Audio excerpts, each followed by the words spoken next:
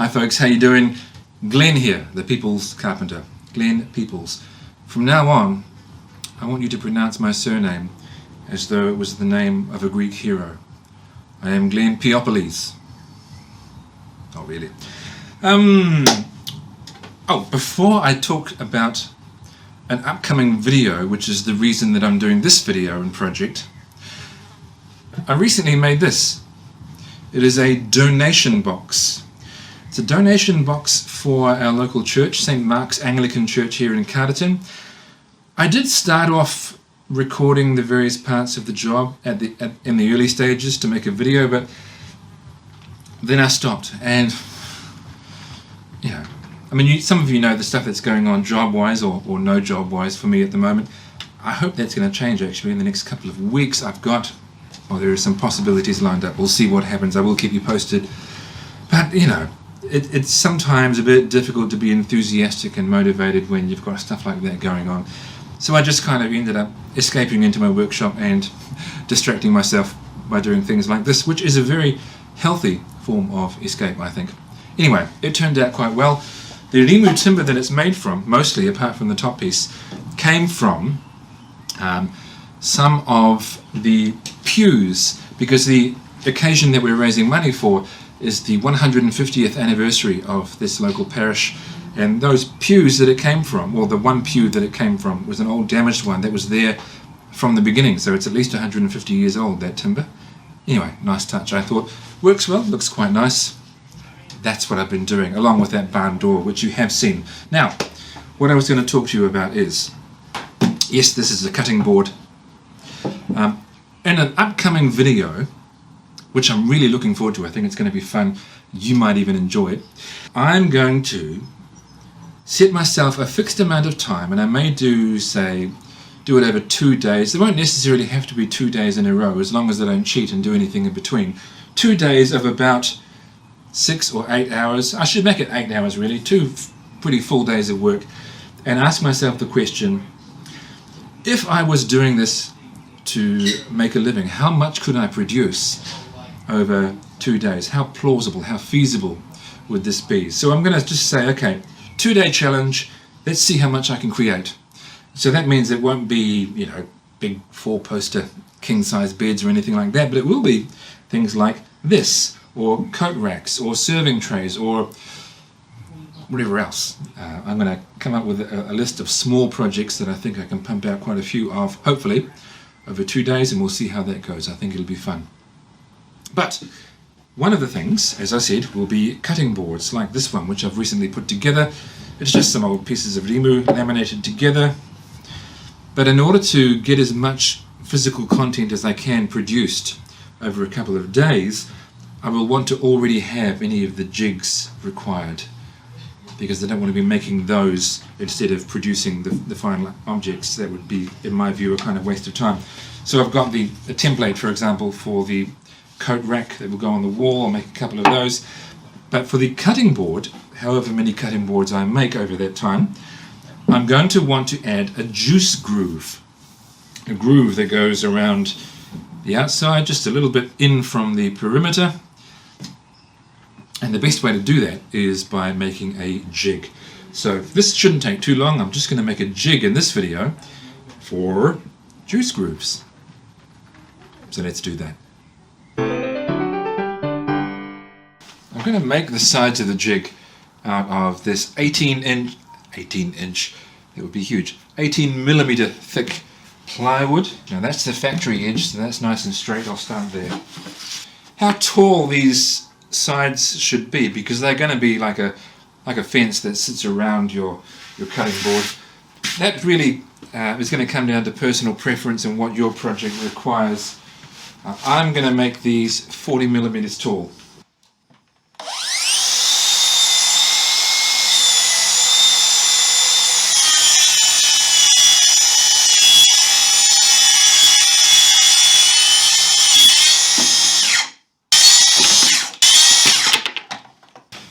I can't ever imagine building a board that is larger than this one, because, well, how big is it?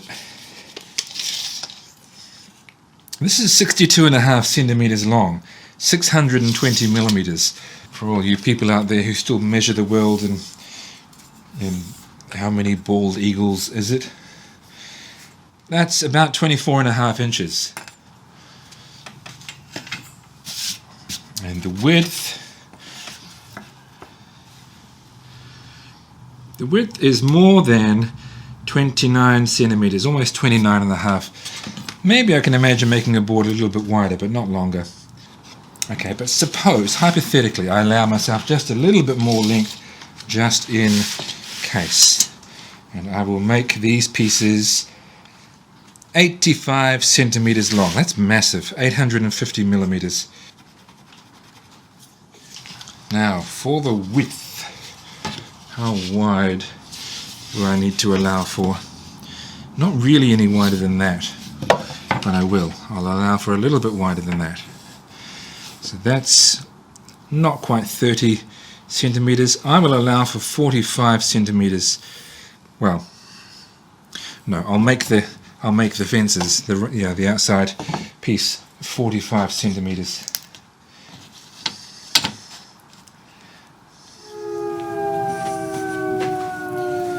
Okay, my work has just been interrupted. We need to head to the bomb shelter. I'll be back soon. Psych! No.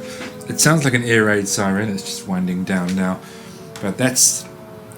I don't know if you have these in other countries, but this is the way it's done in New Zealand anyway.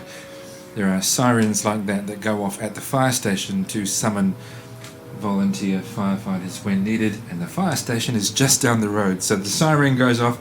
Our dogs love it. They go a bit crazy. And every now and then I punk my friends online by saying, "There's a bomb threat, we need to go to the shelter." It's not really, there is no blitz.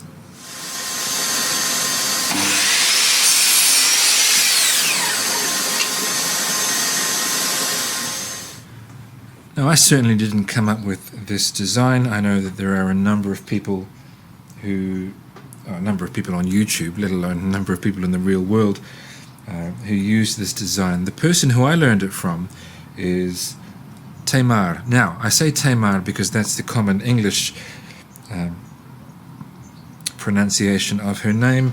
It's a Hebrew name. I have never heard her say the name out loud, so I don't know how she says it. She might say Tamar, but you know, Tamar 3x3 is one of my favorite carpenters, woodworkers, craftspeople on YouTube, and that's probably true of some of you as well. That's who I got this idea from. Okay, so it's kind of up to you what shape and size bit you use to make your juice groove. It's just a question of what you like, what you want to see on your boards. But I would imagine just about everyone who makes a juice groove uses a box cove bit of some size. This is one that's got a 6mm radius. And what does that amount to when it comes to the width of the bit? That's about 12 millimeters. So it's approximately, well, my quick measurement there, I couldn't tell the difference between 12 millimeters and 12.7 millimeters, which is half an inch. So it's about a half-inch wide bit. Now, if I just rode my router along the edge there, that groove is pretty far into the board, which may be okay sometimes, but generally not. I wouldn't want it that close. And certainly if you had a small board, it could be like a third of the way into the board. You don't want to do that. So what you're going to want to do is set these rails back a little bit. And how far back? Well, again, that's really going to be a matter of personal preference. You'll notice that these boards are not sitting very high either. You think, gosh, that's not much of a lip. Well, there is going to be much more of a lip soon, because these boards are going to sit up and back. And there's going to be a piece that they're sitting on which creates a bit of space so that the groove will be a bit closer to the edge, which is where I think most normal people would want it. So what I'll do is just have a look-see here of pretty much where I think I want this groove to be. I'm not really measuring. Okay, so to me that looks about right. Well, maybe a little bit.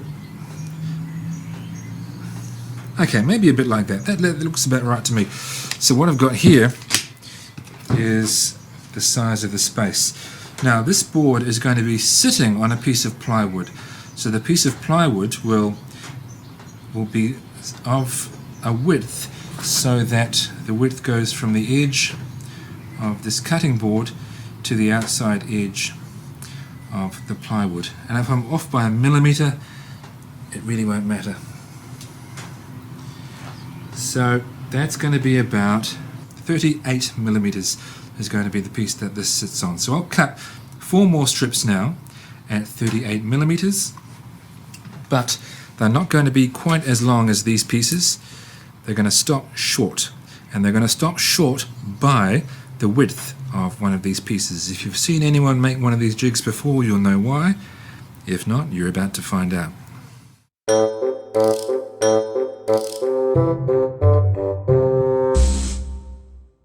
These pieces of plywood were fairly straight but not perfect, so I'm holding it in my vise to make sure that it is as straight as I can get it. This is the bottom piece, which is slightly shorter than the top. I don't have a brad nailer. That might be handy here, just to put a little pin in to hold it in place, because you only need one hand to operate that.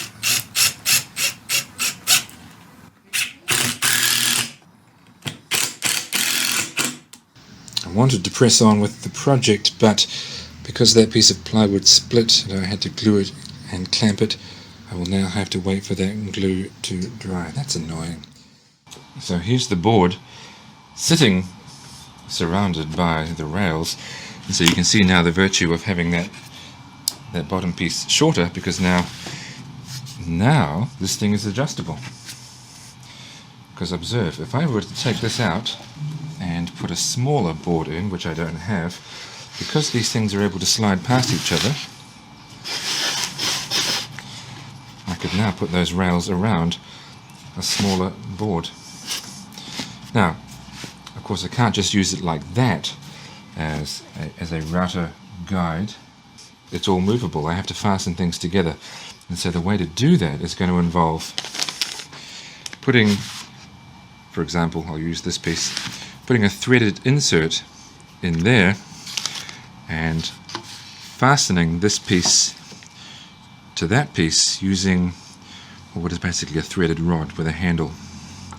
So I'm going to have to cut slots in each of these rails. Now I don't need these to be infinitely adjustable, because, well, let's face it, no one ever makes a cutting board that small, for example. So what I've done is I have put tape on here just to indicate where I need these slots to run, and any dimensions outside of that I'm just never going to need. I could use my trim router sitting on here with an edge guide to cut a slot, but I think it might be easier to use my router table, so let's go there now. I know the lighting isn't great, but I couldn't put the camera on the other side.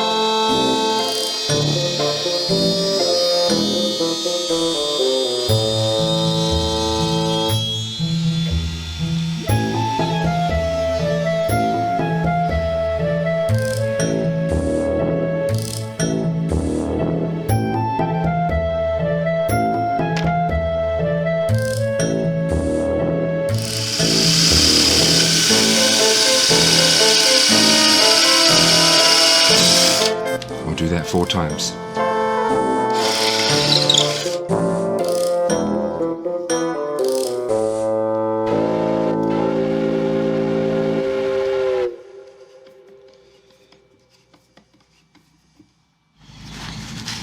So I have mostly, but I'm just finishing off the adjustment, getting this thing adjusted to the perfect size for this board. I've already got the other corners screwed together.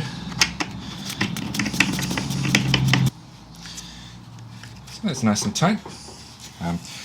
Now it's important that the slot is not so high that when I'm riding my router around here, the edge of the router base is going to get caught in the slot. But you know how thick your boards tend to be, so you can decide how high up that slot ought to be. But that one was right for me. So I suppose what I should do now is, well, I'm going to actually no, I'll give this a sand. Give this a sand on both sides, and then I'll come back and cut this groove. It's just one of the factors of life of using recycled material that sometimes you're going to have to repair holes. Sometimes it's fine. Nail holes on the side are probably going to be okay, but certainly nail holes on the top, not so much. So I've plugged those up, and when that's all dried, I will sand things, and then we'll be underway. As I move the router around, I just need to be careful that that edge of the base does not touch the edge, because the rest of it is perfectly circular, but that will slightly affect the distance between the bit and the edge of the board. Other than that, well, first time nerves, but let's just do it.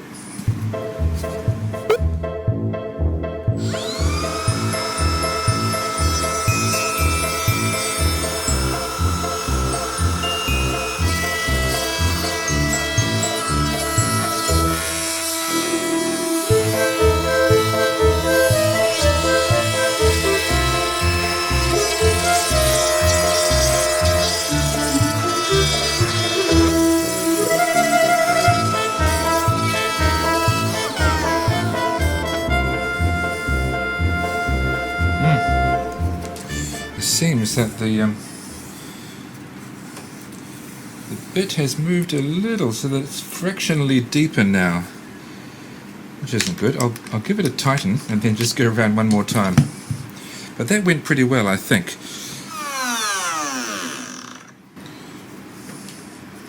It does feel like the bit has descended ever so slightly in that pass as well, but I'll smooth out what feels like a slight transition there. Okay.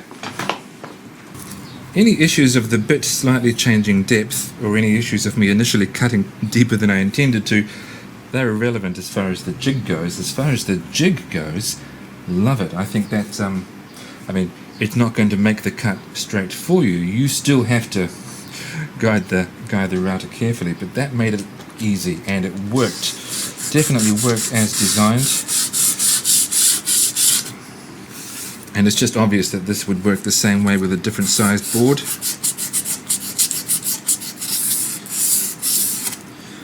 That's way deeper than I should have cut it, but that's okay. That's okay. I'm going to keep this one in my own kitchen, so I won't be inflicting it on any customer.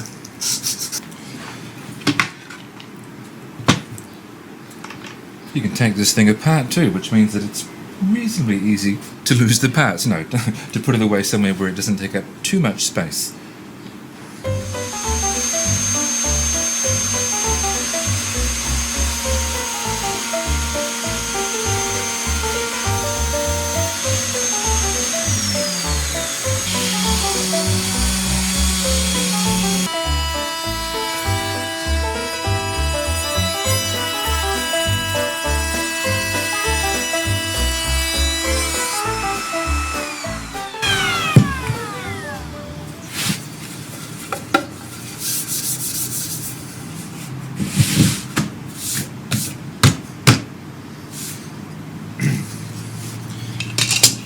I didn't even need to show those further completion parts where I did the sanding and the round over and the bevel, but I do like to provide a bit of closure.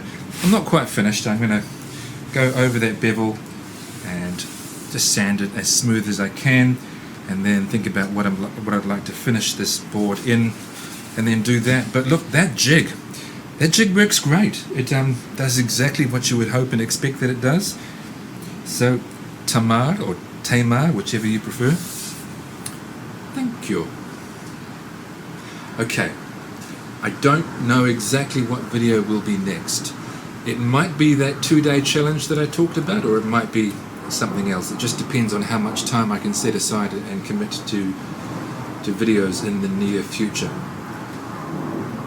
There's a rather loud, small aeroplane overhead. But whatever I do, I hope that it will be exciting, enjoyable, somewhat informative, maybe inspiring, or maybe just a way to kill time. I don't really mind either way, but I hope this has been beneficial to you. It has to me.